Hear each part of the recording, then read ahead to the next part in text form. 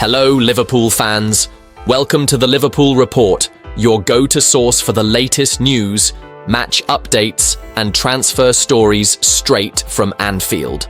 Don't miss out on any of the action. Hit that subscribe button now and stay in the loop with all things Reds. It was a quiet January for Liverpool, but the winter transfer window isn't closed just yet. Arne Slot has only welcomed one player in his 7 months as Liverpool boss, Federicochiesa, following his cut-price move from Juventus, and he's barely played. Highly rated goalkeeper Jeremiafrimpong will arrive from Valencia in July, leaving fans hungry for a signing or two who can make an impact this season. Meanwhile, the saga involving Liverpool's 3 out-of-contract stars is still being played out both publicly and behind closed doors. Salah, Trent Alexander-Arnold and Virgil van Dijk are all free to speak to other clubs after entering the final 6 months of their deals, and the twists and turns keep on going ahead of Monday's 11 p.m. deadline. Here's a roundup of the latest transfer news from Anfield. Saudi Arabian champions Al Hilal have reportedly offered Real Madrid forward Rodrigo a mega money deal as an alternative to their top target, Salah. Al Hilal offered Liverpool £150 million for Salah in 2023, but the Reds rejected their eye-watering proposal. Now, though, it appears that the Saudi heavyweights have their eye on another star of European football, Rodrigo. Marca claimed that Al Hilal proposed a long-term contract worth 9 figures for the 24-year-old Brazilian, who they'd want to eventually become the poster boy for the 2034 World Cup, which is being hosted in Saudi. Rodrigo, however, has no intention of leaving Madrid. Arne Slot has confirmed that Liverpool are discussing whether to loan out young duo James McConnell and Jadon Danns, who both started Wednesday's loss in Eindhoven. These are also ongoing discussions we have. You know how it is in football. Yesterday can be different than today or tomorrow, Slot replied cryptically when asked about their futures. I can give you a certain answer, and of course we're not hoping this is going to happen, but if I leave the training pitch and there are 3 injuries along the training session, then it's going to be a different answer. It's a process we are discussing a lot about. These decisions will be made and will be pushed towards the end of the window, which is almost there. Newcastle have seen their approach for Bryan Mbeumo rejected by Brentford, but they'll come back in the summer armed with a £60 million bid. Mbeumo, 25, has been touted as a potential replacement for Salah, having scored 14 goals and registered 3 assists in the Premier League this season.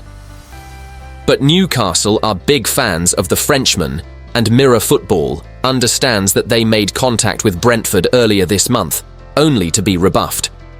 The Bees have no intention of selling Mbeumo before deadline day, but Thomas Frank's men are braced for a bidding war when the summer transfer window opens. As Steven Gerrard reflects on the end of his time in Saudi Arabia with Al-Ettifaq, the question is, what is next for the Liverpool star? It would be easy for Gerrard to sit back, count his millions and do some punditry like so many of his former teammates. But Gerrard is incredibly driven, and he is not the sort of guy to sit back and bask in the glow of being a Liverpool and England legend. He is 44, and he will want to get back out there and prove he can still be a success as a manager following his checkered career to date. Gerrard did the smart thing and learned the ropes with Liverpool's under-18s when he began his coaching career in 2017. He knew he would make mistakes and did not want them to happen in the full glare of the media. Having cut his managerial teeth, he jumped into the bear pit of Glasgow football in April 2018 when he became Rangers' boss. He was a huge success, and Rangers were unbeaten as they romped to the Scottish title in 2021, their only league triumph in 13 years. But it started to go wrong when he left to become Aston Villa manager in November 2021. Villa nosedived at the start of the 2022 to 2023 season, and he was sacked in October 2022, having won just 3 of his first 12 games. It didn't help that his successor, Unai Emery, has been a magician. Emery led Villa into Europe in 2023, the Champions League in 2024, and they have just qualified automatically for the last 16 of the Champions League. Gerrard headed off to Saudi in July 2023 when he took over at Al-Ettifaq and guided them to 6th last season. But this season they have stagnated, and he leaves with them in 12th place. Frank Lampard is a good indicator of what Gerrard can do next, and the Championship looks his best hope. Like Gerrard, Lampard had his time in the top flight with Chelsea and Everton before Coventry came calling, and that is the level he must also accept. The Premier League has become a closed shop for English managers, and Eddie Howe is the only homegrown coach left following the sackings of Sean Dyche, Gary O'Neill and Russell Martin. Increasingly, clubs are foreign-owned and look abroad for coaches, such as Andoni Iraola at Bournemouth, Oliver Glasner at Crystal Palace, and Fabian Hürseler at Brighton. It's hard to argue with their logic, and most are successful. It doesn't help that Gerrard's stock has plummeted since Villa, and the guy who was seen as Jurgen Klopp's natural successor for so long wasn't even part of that conversation last year. Instead, Liverpool went for Arne Slot, and the Dutchman has been a revelation at Anfield. While debates continue over which is the best league, there is no doubt that the Premier League is where all the world's top bosses want to work. This all makes it virtually impossible for Gerrard to land a Premier League job now, and his best hope is to win promotion with a Championship side. That can be fraught, as Wayne Rooney's experience at Plymouth shows, and Gerrard would need a Leeds or Sheffield United, but neither is in a rush to change manager. Gerrard will need to pick his next club carefully if he is to succeed. Monaco are closing in on the signing of Jordan Henderson, which could see him come up against Liverpool in the Champions League alongside a former Reds teammate. The former Reds captain left the club for Saudi Arabia less than 2 years ago, but is now looking for another move. His switch to the Middle East failed to work out, and he cut that short before returning to Europe with Ajax last January. Henderson made the switch to Amsterdam, but his time with the Dutch outfit is poised to come to an end. He's now set to sign a deal with the Principality club until 2026, according to reports. A move to the League One side, who are into the knockouts of the Champions League, would see Henderson link back up with Takumi Minamino, who spent 2 seasons at Anfield alongside Henderson. Monaco had made moves to try and sign Edson Alvarez on loan from West Ham, but saw those rebuffed by the Premier League club. They had also agreed a deal to sign Eric Jr. Dina Ibimbi, but an injury was picked up in his medical and they pulled out of the deal. Henderson has currently helped Ajax sit second in the Eredivisie, 4 points off PSV, whilst they're in the hunt to qualify in the Europa League.